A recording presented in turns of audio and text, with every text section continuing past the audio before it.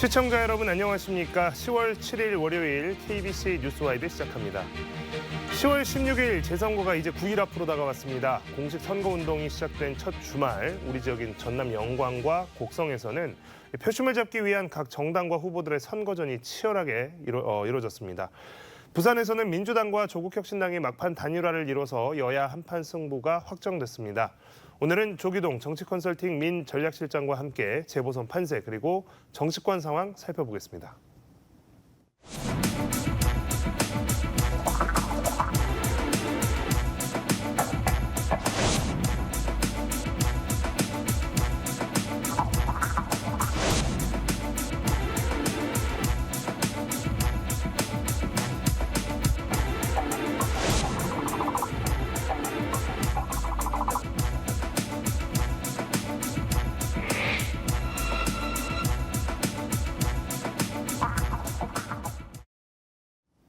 시장님 어서 오십시오. 네, 안녕하십니까. 자, 먼저 어제 있었던 후보 단일화 이야기 먼저 해보겠습니다. 어제 이제 더불어민주당과 조국혁신당이 부산 금정구청장 보궐선거 후보를 단일화했고 민주당의 김경지 후보가 단일화 후보로 최종 확정됐습니다. 이제 여야가 1대1로 맞대결을 펼치게 되면서 좀 더 전국적인 관심이 또 이 맞대결에 쏠리게 됐는데요. 어떤 결과를 낼지 정말 궁금하다 이런 여론이 많습니다. 전임 금전구청장도 국민의힘이었고 여당에 텃밭인 것은 분명해 보이지만 이 저주한 대통령과 여당의 지지율 속에 치러지는 선거이기 때문에 야권의 단일화가 갖는 시너지까지 감안한다 그러면 박빙승부가 되지 않을까 이런 전망들도 많이 나오고 있는데요. 일단 실장님은 이 부산 금정구청장 보궐선거 어떻게 보고 계십니까? 기본적으로 금정구청장 선거는 대단히 보수 우위의 지형에서 펼쳐지는 선거죠. 지금까지 국회의원들이 모두 다 이 보수정당 출신이었고요. 원래 그 지역 자체가 아파트가 거의 없고 대부분 이제 다가구 다세대가 위주인, 즉 나이가 많으신 보수 유권자가 많은 지역구입니다. 그렇기 때문에 보수 우위가 될 수밖에 없지만은 2018년 지방선거, 그러니까 2022년이 아니라 2018년에 민주당 구청장이 처음으로 당선이 됐고요. 그다음에 2017년 대선에서 문재인 후보, 당시 후보가 홍준표 당시 후보를 이긴 곳이었거든요. 그렇기 때문에 좀 더 반윤석열 내지는 지금의 보수정당이나 아니면 대통령실에 실망한 유권자들이 투표소에 나타나지 않고 민주당 유권자들이 좀 결집할 경우에 해볼만 하지 않느냐. 이 정도 이야기는 좀 가능한 선거인 것 같습니다. 지금 정권이나 여당에 실망한 보수 지지층 유권자들이 좀 투표에 소극적이고 또 반대로 이제 민주당을 지지하는 민주 세력의 유권자들이 결집하는 양상을 보이면 좀 승부가 될 만한 곳이다 이렇게 분석을 해주셨습니다. 자, 조국혁신당 대표는 부산금정 후보 단일화 발표 직후에 민주당과의 원팀을 다시 한번 강조했습니다. 그런데 현재 이 전남권에서 펼쳐지는 재선거에서는 이 민주당과 혁신당의 경쟁이 계속 치열하게 진행이 되고 있는 상황이죠. 전남 두 곳 재선거, 영광, 곡성. 자, 이 두 곳에서 선거가 여전히 치열하게 펼쳐지고 있는 상황입니다. 특히 영광은 이제 진보당까지 해서 3파전으로 보는 시선이 굉장히 많은데 전남 지역 재선거는 또 어떻게 보고 계십니까? 네, 영광 선거가 가장 핵심일 겁니다. 영광 선거에서 원래는 여론조사에서 조국혁신당 쪽이 아주 근소하게 앞선다고 나왔다가 그 다음번에는 이제 3자 구도가 3자 혼전 양상으로 변하지 않았습니까? 이런 상황에서 이제 조국혁신당 입장에서 어떻게 선거에서 이길 거냐, 어떤 구도를 짤 거냐는 약간 딜레마적인 상황에 처해 있다고 할 수 있겠습니다. 원래는 조국혁신당이 조국 대표가 고인물은 썩기 마련이다. 이러면서 기존의 민주당 정치, 정확히는 민주당의 지역 정치에 대한 반발 여론을 등에 업고 선거를 치르겠다고 했는데 문제는 이제 조국 대 이재명 구도로 갈 경우에 그렇다면 이번 영광군수 선거에서 조국혁신당이 될 경우에 이재명 지도 체제가 흔들리는 거 아니냐. 결국 이재명 후보 중심으로 단결을 하는 선거여야 된다. 이런 식의 논리가 다시 힘을 얻을 수가 있거든요.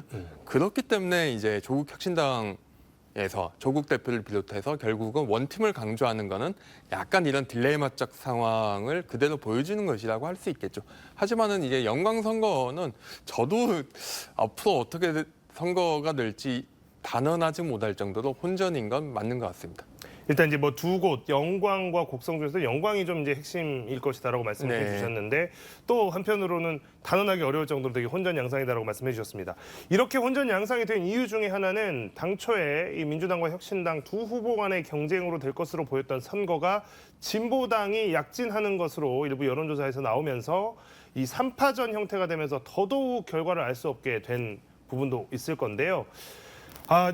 이 지금 진보당이 가세를 했는데 진보당이 뭐 전국적으로 지금 당원들이 와서 영광에서 활동도 하고 있고 또 바닥 민심을 굉장히 잘 공략하고 있다라고 하는 게 이제 지역 여론이 나오면서 진보당의 후보가 당선이 될 가능성까지도 이제 심심치 않게 언급이 되는 말 그대로의 3파전이 된 것 같습니다. 영광 재선거 이 진보당의 가세로 더 예측이 어려워진 측면이 분명히 있는데 진보당의 당선 가능성 혹은 진보당으로 인해서 펼쳐진 혼전의 특징이라고 하면 어떤 것들을 좀 지켜볼 수 있을까요? 네, 일단 진보당이 약진한 원인부터 좀 이야기를 해봐야 될 것 같습니다. 진보당이 2018년 지방선거에서 2선거구 그러니까 법성면, 백숲, 홍농읍 이런 곳이 영광읍이 빠져 있는 선거구죠. 그런 선거구에서 43.8%를 득표하면서 그 전남도 의원 선거에서 이겼거든요. 이 이긴 원인을 보면 크게 세 가지입니다. 하나는 예전부터 굉장히 좀 강력했던 농민의 조직.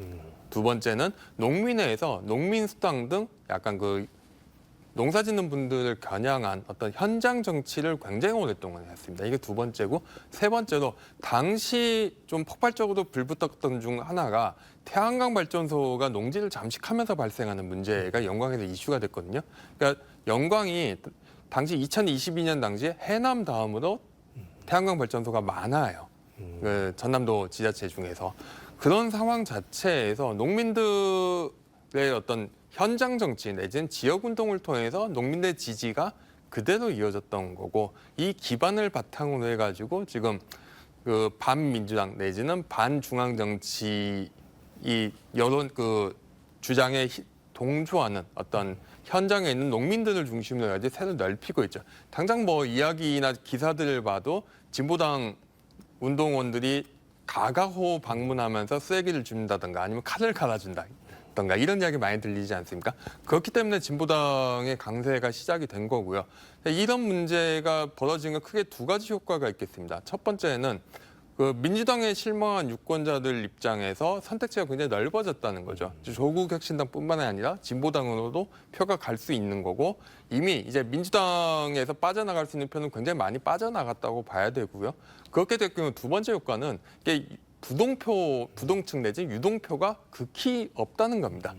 갈 수 있는 표는 다 이제 가 있는 상태고 이게 접전인데 뺏어올 표가 없기 때문에 선거전이 더 치열해질 수밖에 없게 되는 것이죠. 네. 자, 지금 3파전 점점 치열해지고 있는 한 치 앞도 내다볼 수 없는 상황으로 가고 있는 영광군수 선거 저희도 끝까지 지켜보도록 하겠습니다. 자, 상황이 이제 이렇게 되다 보니 이 민주당은 부산 금정구청장 또 전남 영광군수 재보선 모두 상대 후보들과 접전을 펼치는 양상으로 지금 가고 있습니다. 민주당은 지금 어느 한 곳 마음 놓고 이게 사실 이제 뭐 혁신당이 나오지 않았더라면 또 진보당의 약진이 없었더라면 전남 두 곳 정도는 조금 여유 있게 선거를 치러도 됐을 텐데 지금 뭐 사실상 모든 재보궐선거에서 다 지금 총력을 해야 되는 상황입니다. 이재명 대표가 벌써 이번 재선거를 앞두고 영광에만 2번 또 곡성도 이렇게 한번 찾고 이렇게 하면서 재보선 선거에서 지면 이재명 대표 지도체제가 위기다. 이제 이런 우려까지 전면에 내걸고 지금 선거를 하는 상황이 됐습니다.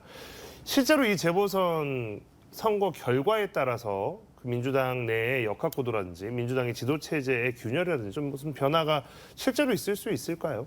일단은 부산 금정구청장 선거에서 이길 경우에 가능성이 낮지만은 굉장한 이재명 후보의 정치적 승리로 이야기가 될 거고요. 하지만 그럴 가능성은 낮으니까 일단 이야기는 좀 제껴두고 그다음 영광군수 선거가 핵심일 텐데 영광군수 선거에 질 경우에 당장 일어나는 효과는 이재명 후보의 호남에 대한 불만이 현실화됐다. 이 부분은 어떻게 다룰 것이냐가 민주당에서 의제가 될 것이란 말이죠. 하지만은 중장기적으로 봤을 때 특히 2026년 지방선거를 앞두고 과연 지금의 선거 패배가 그냥 마냥 악재일 것인가 하는 거는 좀 따져볼 여지가 있습니다. 왜냐하면은 결국은 지금의 그 지자체장이 대부분 이제 비명 이거는 성향을 굳이 분류해 보자면은 그렇다면은 이재명 후보 입장에서 좀 더 호남을 상대로 적극적인 구애에 나서겠다 내지는 좀 더 호남 유권자들의 목소리를 듣고 당 혁신을 하겠다 이런 식으로 나서면은 충분히 전화위복의 계기로 삼을 수 있다고 생각합니다. 네. 일단 뭐 당장 영광군수 선거에서 진다고 했을 때는 좀 이재명 대표 체제 민주당에 대한 호남민들 불만이 뭐 좀 수면 위로 올라올 수도 있겠지만 중장기적으로 봤을 때는 지금의 이제 2년 뒤 지방선거에서 오히려 그 지금의 이재명 대표 체제를 더 강화할 수 있는 계기를 마련할 수도 있을 것 같다라고 분석을 해주셨습니다. 자, 재보궐선거 이야기에 이어서 이제 국회 이야기를 해보도록 하겠습니다. 윤석열 대통령이 거부권을 행사한 김건희 여사 특검법과 최혜병 특검법안이 지난주에 재표결을 했습니다. 그런데 결국 부결이 됐고 다시 폐기가 됐습니다.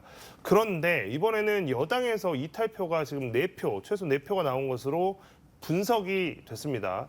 이게 지금 여러 가지 의미가 있을 텐데 이게 찬성하는 표가 194표가 나왔고 반대하는 표가 104표가 나왔습니다. 국민의힘 의원 수가 108명이니까 지금 최소 4표 이탈한 거 아니냐 이제 이렇게 분석이 되는 건데 여러 가지 의미가 복잡하게 지금 있을 것 같습니다, 시장님.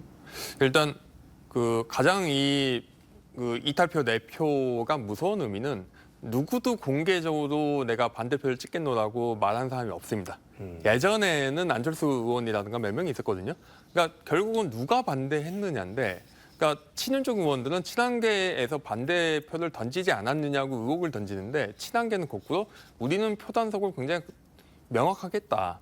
분명히 이거는 중도적인 의원들 내지는 잘 밝히지 개파색이 엷은 의원들 내부에서 이탈표가 나온 거 아니냐. 즉 우리 뭔가 그 대통령실의 변화를 요구하는 국민의힘 내부의 기류가 강해지고 있다는 이야기거든요. 실제로 친한계가 반대표를 던지지 않았을 경우에 점점 대통령실이 좀 고립되고 있다는 하나의 그 방증이라고 할 수가 있겠죠.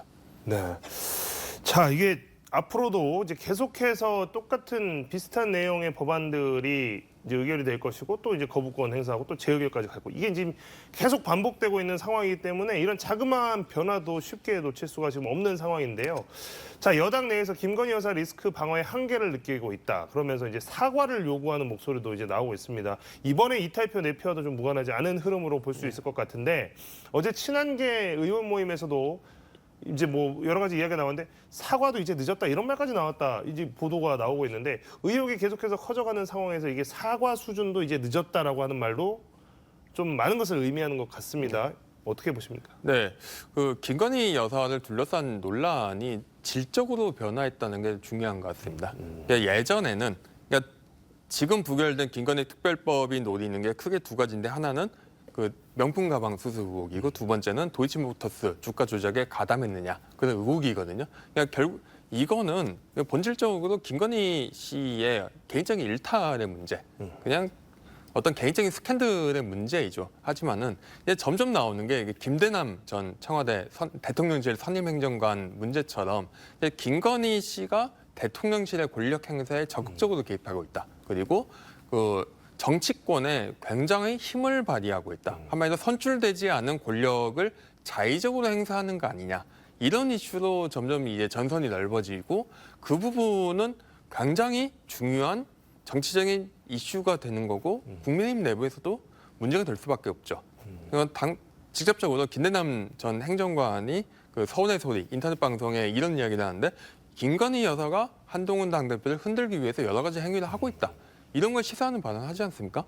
결국 정치적인 리스크로 발화하고 있다는 게 지금의 김건희 여사를 둘러싼 문제에 그러니까 어느 정도 티핑 포인트를 지나고 있는 거 아니냐 이런 이야기를 할 수가 있을 것 같고요. 그렇기 때문에 이탈표가 늘어나는 게 단순히 양적인 문제뿐만 아니라 이런 질적인 문제까지 고려하면은 꽤 심각한 위기 상황이 닥칠 수도 있다는 그런 신호일 수도 있는 것이겠죠.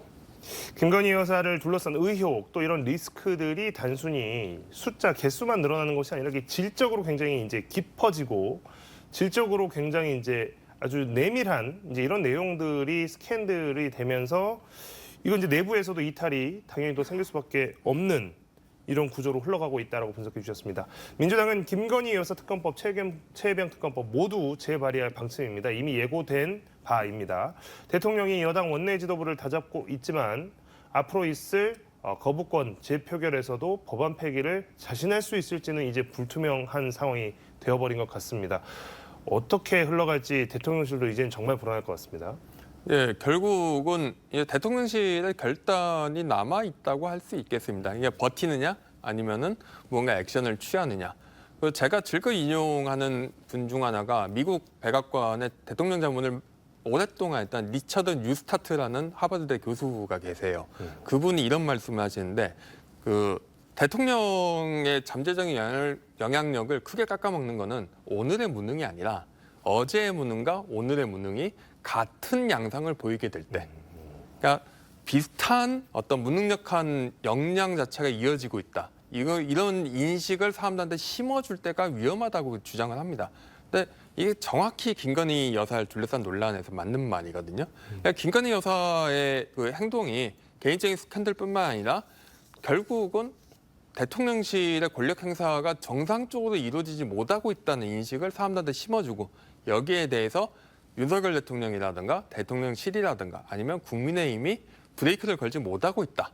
이런 인식이 확산될 경우 그리고 이 확산된 인식을 되돌리지 못할 경우가 가장 위험에 당면할 거라고 볼 수 있겠습니다. 그렇다면은 대통령실에 결국은 사과를 넘어서서 굉장히 특단한 조치를 취해야 될 상황에 놓여 있거나 아니면 있게 될 거라 볼 수 있겠죠. 가령 대통령실에서 아예 나온다든가 개인으로 돌아가서 내지는 특검에 응한다든가 또는 검찰 조사에 굉장히 성심성의껏 출두를 한다든가 이런 형태의 구체적인 액션을 취해야 될 것으로 보입니다. 네. 자, 대통령실에 깊어지는 고민 또 짙어지는 의혹 여기에 거세지는 비난 여론과 야당의 공세 이 상황에서 가장 난감할 수도 있고 가장 위치가 스탠스가 애매해질 수 있는 사람이 바로 한동훈 국민의힘 대표입니다. 그런데 이 국민의힘 한동훈 대표가 뭔가 작심한 듯이 활동을 시작한 것 아니냐라는 이야기들이 나오고 있는데요. 어제 현역 의원 20여 명 친한계로 분류되는 현역 의원들과 만찬을 가졌고 오늘은 원외 당협위원장들과 오찬을 가졌습니다. 말 그대로 이제 한 대표가 대통령실의 그늘에서 벗어나서 당내 세력화를 시작한 것 아니냐 이런 해석이 나오고 있는데 대통령이 노골적으로 거부감을 드러낸 당사자가 대상이 바로 한 대표입니다. 그런데 이 상황에서 한 대표가 당내에서 무언가 자기 세력화를 꾀한다라고 하는 것, 운신의 폭을 넓힌다고 하는 것, 이게 근데 가능한 일일지가 좀 궁금한데요. 제가 그러니까 2005년, 2007년에 열린우리당과 노무현 대통령의 사례를 생각해 보시면 좀 될 것 같습니다. 당시에 노무현 대통령 2004년 열린우리당이 150석이 넘는 거대 야당이 되고 노무현 대통령이 굉장히 힘을 얻었었죠. 하지만은 이후 선거에서 계속 지게 되면서 대통령과 열린우리당, 여당의 관계가 악화되고 서로 대립하게 됐는데요. 핵심은 차기 권력을 만들 수 있느냐 없느냐를 두고 대통령이 짐이 되는 당시 노무현 대통령 지지율이 10%대까지 떨어졌거든요. 2006년 이후에. 그 상황이 될 경우에 결국은 당으로서는 여당은 근본적으로 대통령당인데 이 대통령당으로는 기능할 수 없게 되는 거죠. 그렇다면 이제 구심력은 없어지고 원심력이 강해질 때 그럼 당의 잠재적인 대권 주자들은 모두 자기 정치에 나설 수밖에 없습니다. 결국 이제 한동훈 대표가 친한계 의원들 모으고 행동에 나선 건 어찌 보면은 대통령 지지율이 점점 떨어지는 상황에 대한 자연스러운 대응이라고 할 수가 있겠죠. 네. 자, 또 하나 국회에서 관심을 끌고 있는 것이 오늘부터 이제 시작된 국정감사입니다. 국정감사 얘기 좀 해보겠습니다. 야당은 여전히 김건희 여사 관련 의혹과 윤석열 정부의 실정을 파헤치겠다라면서 윤 정부 끝장 국감 이렇게 규정을 했습니다. 국민의힘은 이재명 방탄 끝장 이렇게 맞불을 놓고 있는데 국정감사 어떻게 진행할지 굉장히 궁금해하시는 분들 많을 것 같습니다. 어떻게 전망하십니까? 오늘 행정안전위원회에서 하나 재미있는 일이 있었는데요.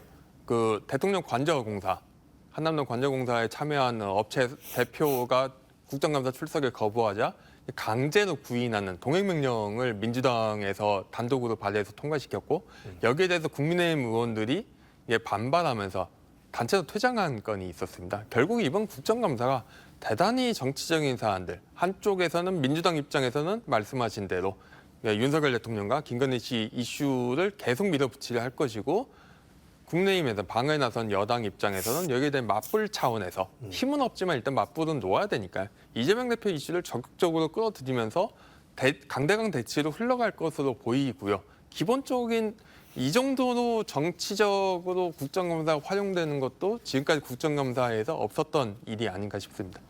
실장님께서 이제 뭐 국정감사 시작이 되면서 여러 상임위별로 여러 이슈들이 있겠습니다. 뭐 이게 방금 이제 뭐 행안위도 굉장히 오늘 뭐 첫날부터 정치적인 이슈들로 뭐 여야가 강하게 부딪히는 모습을 보였는데 뭐 다른 상임위도 뭐 비슷한 양상이 빚어질 수도 있겠지만 그럼에도 불구하고 이번 국정감사에서 좀 주목해봐야 될 상임위가 있다 그러면 어느 상임위를 무슨 이유로 꼽으시겠습니까? 네, 좀 대통령실과 연관된 정치적인 이슈이긴 합니다만은 그냥 의료개혁, 이른바 의대증원 문제를 놓고 보건복지위에서 굉장히 여러 이해 당사자들 불러 모아서 증인 신청을 했거든요.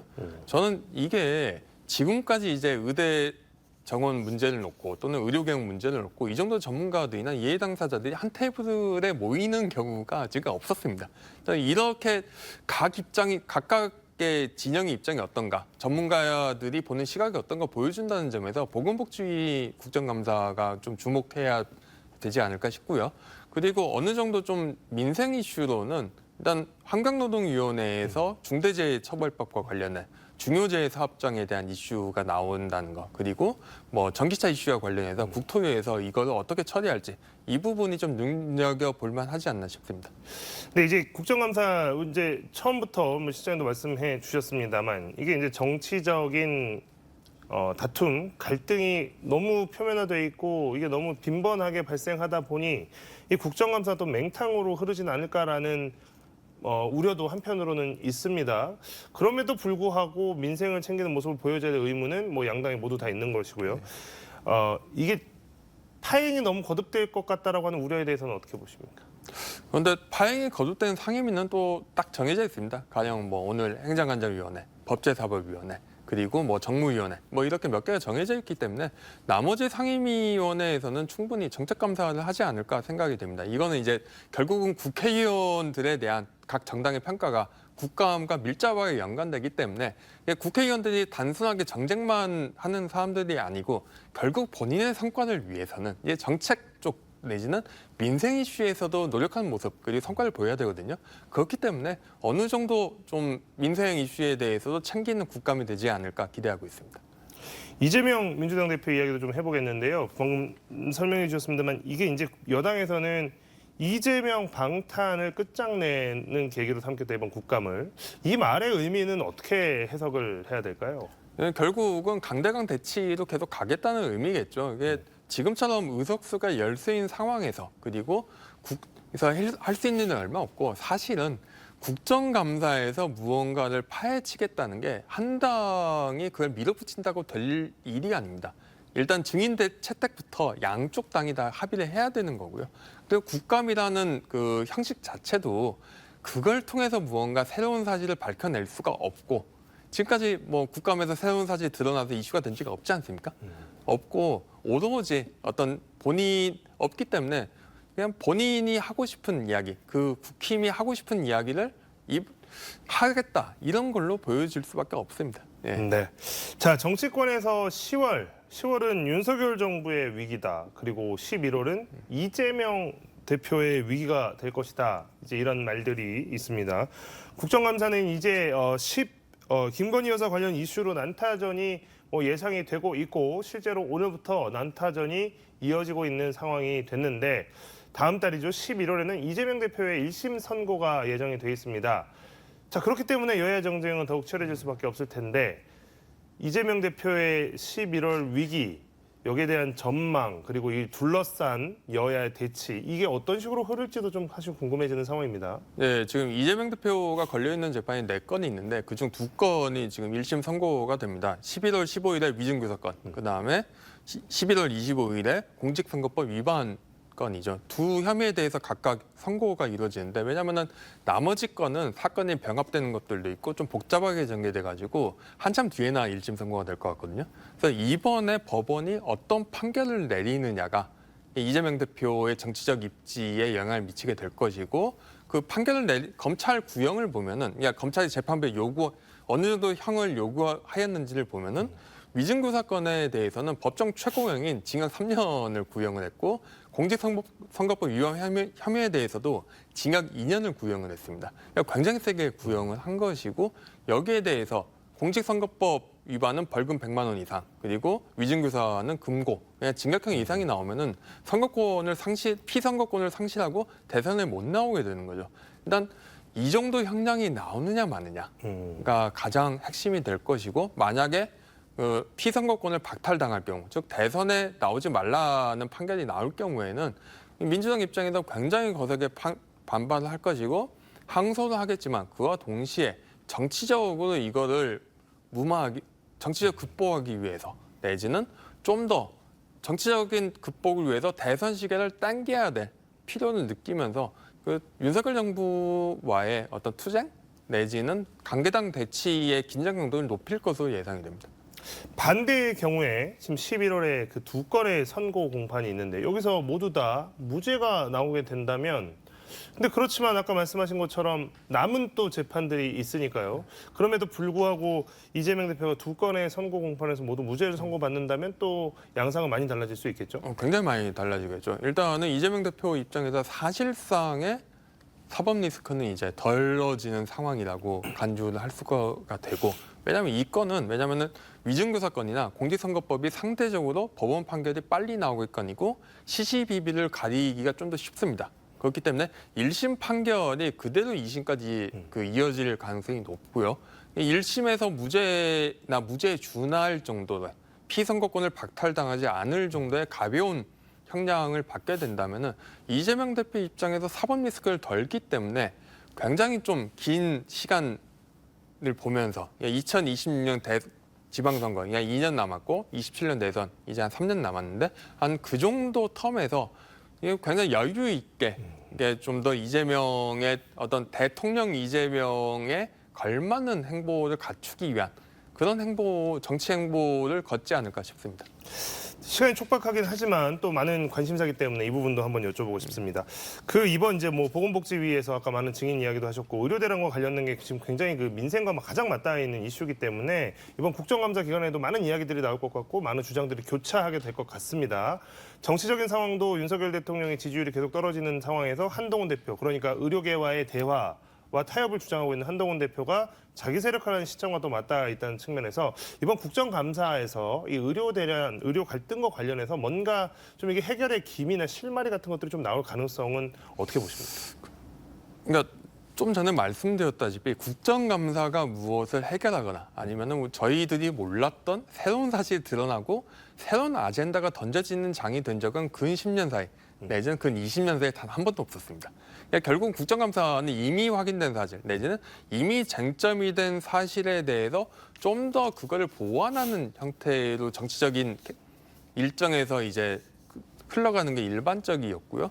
결국은 의료대란에서 중요한 건 결국 대통령실이 이거를 철회하느냐 마느냐 내지는 지금 거의 이제 수업 거부가 이제 1년 휴학이 이제 확정된 그런 상황에서 의료계 내지는 의대생들이 납득할 만한 카드를 꺼낼 수 있느냐 없느냐 결국 결단을 내려야 될 시점이 아닌가 싶습니다. 네. 자, 오늘 많은 이야기 여기서 마무리하도록 하겠습니다. 지금까지 조기동 정치 컨설팅 민 전략실장과 함께했습니다. 실장님 고맙습니다. 네, 감사합니다.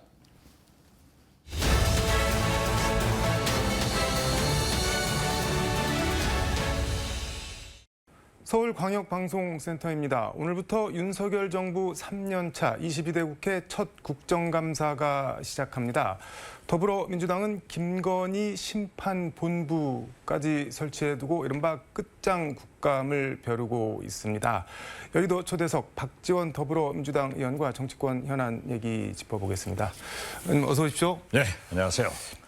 주말에 영광에서 열심히 운동하고 왔습니다. 근데 김건희 심판본부 뭐 이런 게 설치가 됐나요, 당에? 네, 당에 설치돼가지고 열심히 만사의 네. 시작은 김건희, 네. 중간도 김건희, 결론도 김건희이기 때문에 네. 지금 안 나타나는 것이 없잖아요. 그래서 김건희 특검 이러한 것을 준비하기 위해서 네. 본부가 생긴 것으로 알고 있습니다. 일단 김건희 여사 얘기는 좀 뒤에 하고 어제 윤석열 대통령이 아세안 5박 6일 일정으로 해외 순방 나가셨는데 김건희 여사도 동행을 했고 근데 한동훈 대표가 공항에 환송을 안 나오고 뭐 이유는 부산 금정 선거 지원 유세를 들었는데 그리고 저녁에는 서울에 올라와서 자기 쪽 의원들과 만찬을 했는데 이거 어떻게 보셨나요? 윤석열 대통령과 한동훈 대표는 이미 심정적 이혼을 했다고 생각합니다. 네. 보십시오. 만찬에 초청해가지고 이틀만. 네. 그 다음에는 초청도 하지 않고 또 언론사 창간 기념일에 가서는 옆자리에 앉으니까 옆자리로 안 보이는 곳으로 옮겨라. 시야에서도 가리려고 했거든요. 그러다 이제 드디어 네. 한동훈 대표도 외국 나가시는데 환송도 안 나가버리고 부산으로 갔다가 네. 밤에 오르는 것. 음. 이건 이제 끝났다고 봐야겠죠. 끝났다. 근데 김건희 여사 특검법 그 거부권 행사한 거 재결 관련해서는 한동훈 대표가 부결이 맞다 뭐 이런 입장을 밝혔는데 그럼 그건 어떻게 봐야 될까요? 한동훈 대표가 지금 국민 뜻대로 음.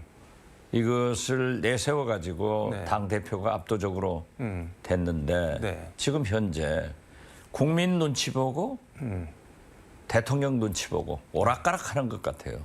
뭐랄까. 그래서 역시 네. 정치적 경험이 일천하기 때문에 그러한 자기 소신을 네. 가지고 있으면서도 표출하지 못하는 그런 어정쩡한 정치를 하고 있기 때문에 네. 이런 결과가 나오고 있다. 그런다고 윤석열 대통령이 네. 한동훈 대표를 감싸주지는 않거든요. 그렇기 때문에 물론 네. 해외 순방 중에서 돌아오실 때 환영 나가는지 안 나가는지는 두고 봐야겠지만은 네. 이미 끝난 것 아니에요? 뭐 그래도 그것까지 안 나가지는 않을까요? 돌아왔을 때 환영까지. 글쎄 두고 봐야죠. 근데 지난 금요일 김건희 특검법 재표결이 있었는데 이렇게 저렇게 계산을 해보면 국민의힘에서 한 4표 정도 이탈표가 나온 걸로 지금 추정이 되는데 그건 어떻게 보세요? 글쎄요. 뭐 4표 정도가 나왔다 하더라도 부결된 것은 사실인데 거듭 말씀드리지만은 우리 민주당으로서는 네. 계속 높다가 안 올라갈 수 없잖아요. 네. 오르고 또 오르면 못 오를 리 없겠만은 사람이 제한이라고 매만 높다 하더라. 이럴 수는 없어요. 그래서 우리 민주당은 네. 계속 특검으로 간다. 네. 그리고 한동훈 대표의 결단을 네. 민심이 국민 뜻대로가 압박을 하면은 곧 가결될 것이다. 그렇게 예측합니다. 이게 일각에서는 이렇게 해석하는 사람들도 있는 것 같은데 어제 이제 한 20여 명 현역 의원들이 모였다고 하니까는 국민의힘에서 8표만 나오면 대통령이 거부권을 행사해도 국회에서 재의결을 할 수가 있는데 한동훈 대표가 일종의 세력 과시를 거 아니냐 그러면서 캐스팅 보트 역할을 우리가 할 수도 있다. 그러니까 뭐 나 이렇게 뭐 패싱하지 말고 좀 잘 대해주시라 뭐 그런 메시지로도 읽힐 수가 있지 않을까요? 그런 메시지로 해석할 수도 있지만은 네. 어떻게 됐든 한동훈 대표와 윤석열 대통령은 네. 김건희 여사가 있기 때문에 완전히 끝난 거예요.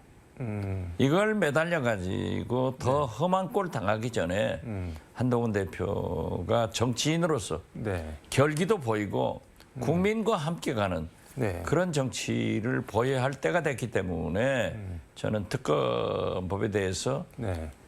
과감하게 찬성하는 그런 결단을 내려야 한동훈의 미래가 있고 네. 한동훈이 대통령 후보를 바라볼 수 있다.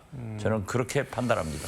근데 한동훈 대표 입장에서 보면은 뭐 아무리 윤석열 대통령이랑 김건희 여사랑 뭐 심정적으로 끝났다, 뭐 이혼 상태다라고 하더라도 가령 공천 개입 같은 거 특검에 민주당이 집어넣는데 그 특검을 받아들이게 되면은 본인도 조사 대상이 될 수도 있고 국민의힘이 약간 벌집 쑤셔놓은 것처럼 될 수도 있는데 그걸 받을 수 있을까요, 그런데? 국민이 무엇을 바라고 있습니까? 네, 국민은 그러한 것을 특검을 바라고 있잖아요. 네, 오늘 아침에 명태균 씨가 동아일보하고 네, 나온 기사를 보십시오. 아무리 대통령실에서 부인하더라도 명태균 씨가 네, 윤석열 대통령 김건희 여사 앞에서 총리로 네. 최재형 전 감사원장을 추천하는 등 행사를 하고 있잖아요. 네. 이것을 그대로 두고 한동훈 대표가 어떻게 미래가 있습니까? 그렇기 때문에 한동훈 대표는 한동훈의 미래를 위해서 네. 자기가 결단을 내려서 치고 나가야 돼요. 근데 저도 그 기사를 좀 꼼꼼히 읽어보긴 했는데 그 워딩을 보면은 명태균 씨가 그 가족들, 그러니까 아마 윤석열 대통령과 김건희 여사를 지칭하는 것 같은데 가족들을 앞에 앉혀놓고 뭐 이런 표현을 쓰면서 본인이 약간 더 우위에 뭔가 이렇게 있는 듯한 그런. 글쎄 그 명태균 씨 자신도 좀 네. 뻥을 많이 치는 것 같아요. 그렇기 때문에 네. 대통령실에서도 네. 그 문제에 대해서 뻥긋도 못 하잖아요. 그 왜 가만히 있는 걸까요? 그런데? 당한 게 있으니까 그러죠. 명태균 씨가 계속 네. 그러한 것을 입을 벌려나갈 때 결국 손해는 네. 윤석열 대통령 김건희 여사이기 때문에 명태균 씨가 두렵겠죠. 명태균 씨를 용산에서 약간 저한다, 두려워한다 그런 말씀인 건가요? 저는 그렇게 봐요. 왜요? 왜냐하면 한 일이 있기 때문에 명태균 씨가 낱낱이 국민들한테 밝혀나간다고 하면은 윤석열 김건희 여사가 얼마나 큰 손해예요. 자기들이 한 일이 있기 때문에. 근데 명태균 씨는 자기 말에 따르면은 뭐 인수위도 들어오라 그랬고 뭐 결정권자 아마 윤석열 대통령을 지칭하는 것 같은데 뭐 자리도 뭐 제공을 한다고 했고 그러는데 본인이 다 거절했다 그러는데 그것도 뻥일까요? 글쎄요. 뻥인지 사실인지는 몰라도 네. 그러한 문제에 대해서 입도 뻥긋 못하는 대통령 김건희 그리고 대통령실을 보면은 네. 명태균 씨의 말씀에 무게가 실리기는 하죠. 그렇지만 그 내용을 보면은 좀 네. 뻥튀긴 것 아닌가 하는 생각도 가져지더라고요. 페이스북에 만악의 근원인 영부인으로부터 오만 사건이 터진다 이런 표현을 쓰셨던데 지금 현재 보세요. 네. 모든 것이 터지면은 다 김건희 여사 아니냐고요. 네. 지금 보십시오. 자, 명품백, 네.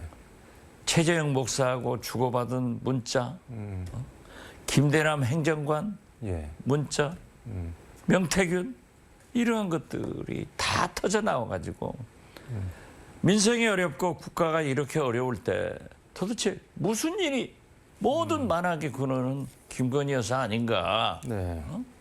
5만 가지가 다 터져 나오니까 그러면서도 말하지 않고 지금 해외 수박 나가시잖아요. 자, 국군의 날 행사에 네. 해외 순방 나가셔서 저는 잘 되기를 바라요. 그렇지만은 예. 나라가 지금 이 꼴인데 이게 무슨 일입니까? 우리가 단군 이래 이런 중전, 네. 이런 영부인을 가져본 적이 있습니까? 이게 진짜 큰 문제예요. 저는 자꾸 당나라의 축천무 같은 네. 장희빈 같은 네. 이런 영상이 떠오르는데 예.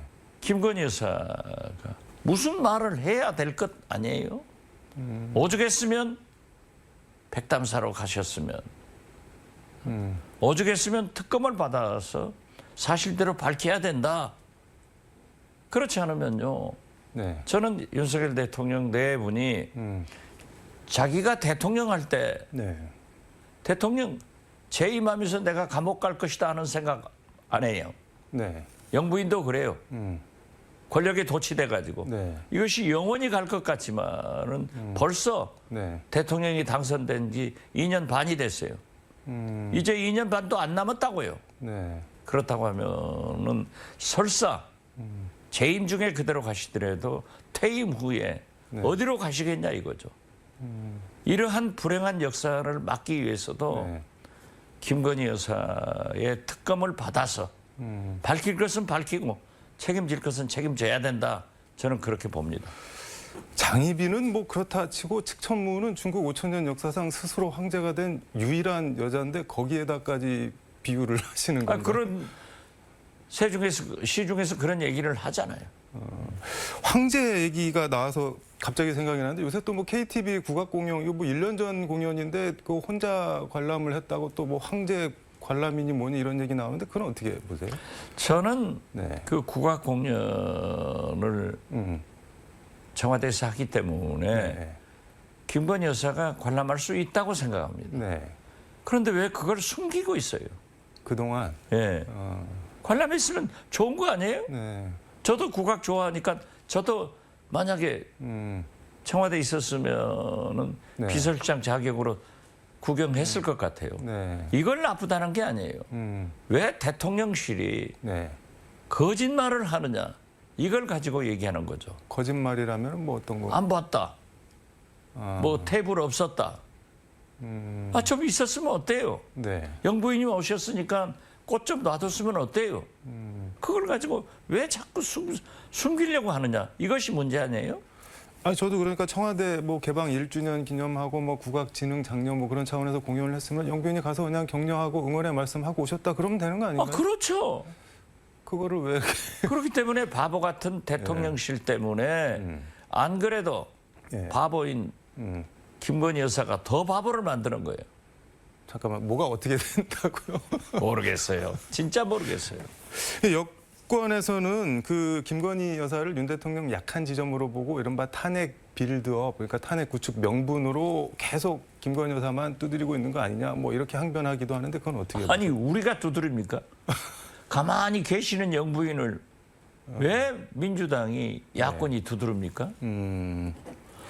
발석은 만들잖아요. 아니 우리가 명태균 끌어냈습니까? 아니 우리가 김대남 끌어냈습니까? 우리가 최재형 목사 끌어냈습니까? 자기들이 나오잖아요. 그렇기 때문에 네. 야당으로서는 반드시 지적하는 거죠. 그리고 지금 현재 네. 민심을 보세요. 오죽하면은 제가 자꾸 그 얘기를 맨 먼저 했겠어요. 해남 농민에서 네. 쌀값 올려달라고 음. 데모하면서 네. 뭐 이렇게 현수막에 쌀값은 끌어올리고 네. 윤석열은 끌어내리자. 이게 이제 전국적으로 통용 다 되고 있더라고요. 근데 저는 윤석열 대통령이 24번 거부권을 행사했다 그래서 도대체 무슨 법안인가 뭐 다시 좀 봤는데 지난 21대 국회에서는 한우법, 한우 농가 좀 살리자 뭐 이런 것도 거부권을 행사하셨더라고요. 그렇죠. 그렇기 때문에 네. 지금 예. 24번째 윤석열 대통령이 거부권 행사하고 북한에서는 24번째 쓰레기 오물 네. 풍선을 부양했는데 오늘 또 보냈어요. 네. 국회 위에 덩덩 떠다니고 국회에서 펑 터지고 국회 위에 오물풍선이 왔나요? 그렇죠. 오늘? 이러니 네. 이 나라가 지금 어떻게 되는 거예요? 탄핵 빌드업 얘기 잠깐 했는데 이재명 대표가 그제 인천 강화군 재선거 지원 유세에서 잘 못하면은 정말 심각하면 도중에라도 끌어내려야 된다. 그게 뭐 대의 민주주의다. 뭐 그런 얘기를 했던데 이걸 어떻게 받아들여야 될까요? 이건? 그것은 민심이 그러는 거예요. 민심이. 예. 이재명 대표가 최근 지방 재보궐선거 때문에 전라남도 곡성, 광양, 네. 부산 금정, 네. 이제 강화까지 가셨잖아요. 거기 다녀보면은 못 살겠다 갈아보자. 못 살겠다 갈아보자예요.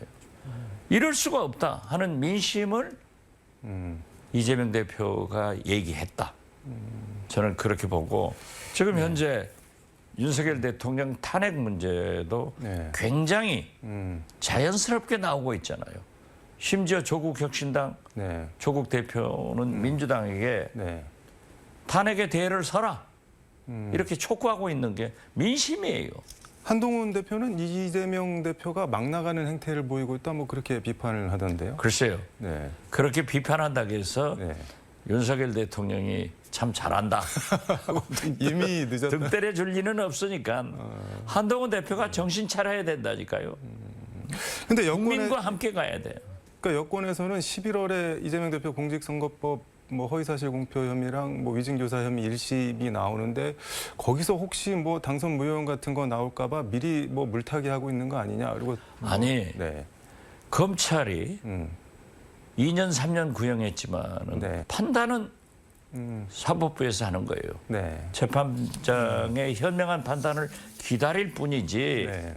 거기에서 어떤 판단이 나오더라도 우리는 따라야 돼요. 네. 그러나 이것은 1심이에요. 우리나라는 3심제예요. 네. 그렇기 때문에 우리 민주당은 재판장의 현명한 판단, 네. 제가 생각할 때는 무죄가 나온다 이렇게 믿고 있지만은 그렇기 때문에 판단을 기다려 보지만은 어떠한 경우에도 네. 우리는 간다. 그리고 3심제이기 때문에 네. 충분히 해볼 수 있다. 이런 자신을 가지고 있습니다. 근데 이제 공직선거법 같은 경우는 벌금 100만 원 이상 나오면 당선 무효용이 되고 다음 대선에 이제 못 나오는데 원래 6개월 안에는 1심 선고를 내줘야 되는데 지금 몇 년씩 끌었는데 어쨌든 다음 달에 결론이 나면은 더 6개월 더 하면 한 1년 안에는 대법원까지 판결이 나올 수도 있지 않냐. 그럴 경우에 그것은 예상이죠. 그리고 말이죠. 네. 어떻게 100만 원 이상 나온다고 봐요? 80만 원, 90만 원도 나올 수 있어요. 무죄가 나올 수 있어요. 네. 그렇기 때문에 사법부에 대해서는 현명한 네. 판단을 해주기 바란다. 이렇게 얘기를 해야지 속단해서 얘기하는 것은 바람직하지 않다. 그렇게 생각합니다. 뭐 가정을 해서 공방을 할 필요는 전혀 없다는 그렇죠. 말씀인 거네요. 22대 국회 첫 정기 국정감사 시작했는데 김건희 여사 관련한 증인만 한 100명에 육박한다고 하는데 거의 뭐 김건희 국감 이렇게 가는 건가요, 그러면은? 당연히 김건희 국감이죠. 왜냐하면 네. 만악의 근원, 모든 문제 네. 출발이 김건희 아니에요. 그렇다면 네. 국회에서 국민의 의혹을 그러한 비리를 파헤쳐주는 것이 국정감사이기 때문에 김건희 국감이 되는 것은 사실 아니에요? 제일 첨예하게 맞붙을 때가 법사위일 것 같은데 법사위 위원이신데 혹시 뭐 한방 같은 거 준비하고 계신 게 있으신가요? 글쎄요. 네, 자, 두고 봐야죠. 두고 봐야 된다. 저희들이 얘기하지 않더라도 터져 나오더라고요. 이거 국감 끝나면은 11월 1일까지 하고 그러면은 다음에 또 이제 그 국감에서 나온 얘기 바탕으로 해서 김건희 특검법도 재발의할 거다 뭐 이렇게 다들 예측을 하는. 당연히 해야죠. 당연히. 당연히 해서 네. 특검법이 통과될 수 있도록 또 윤석열 대통령이 거부권 행사를 해서는 안 되고 네. 만약 거부권 행사를 해서 돌아오더라도 한동훈 네. 대표의 국민과 함께하는 정치를 지켜봐야죠. 그때는 재의결이 될 수가 있을까요? 어떻게 보세요? 두고 봐야죠. 네. 시간이 거의 다 됐는데 부산 금정은 민주당 후보로 단일화가 됐네요, 이제. 네, 민주당 김경지 후보로 됐는데 제가 처음부터 그랬어요. 조국 대표에게 소탐대실하지 말고 선거는 선택과 집중을 하는 거다. 네. 그렇기 때문에 부산에서 네. 단일화를 해서. 단일화 해가지고 조국 대표의 고향이니까 거기서 끝장 보자 했는데 이제 민주당 후보로 단일화됐기 때문에 네. 또 강화도 네. 지금 국민의힘 후보가 조금 문제가 생기는 것 같아요. 네. 거기는 안상수 전 시장이 나와서 좀. 글쎄요, 안상주 전 인천시장 국회의원도 3번이나 하신 분이 또 강화 군수를 나왔으니까 두고 볼 일이고 어떻게 됐든 이번 4곳에서 4대 네. 빵으로 0으로 우리 야권이 승리해야 된다 이렇게 생각합니다. 알겠습니다. 오늘 말씀 여기까지 듣도록 하겠습니다. 고맙습니다. 네, 감사합니다. 지금까지 서울광역방송센터에서 박지원 더불어민주당 의원과 함께 전해드렸습니다. 10월 7일 월요일 KBC 뉴스와이드 오늘 순서는 여기까지입니다. 저는 내일 다시 찾아뵙겠습니다. 시청해주신 여러분 고맙습니다.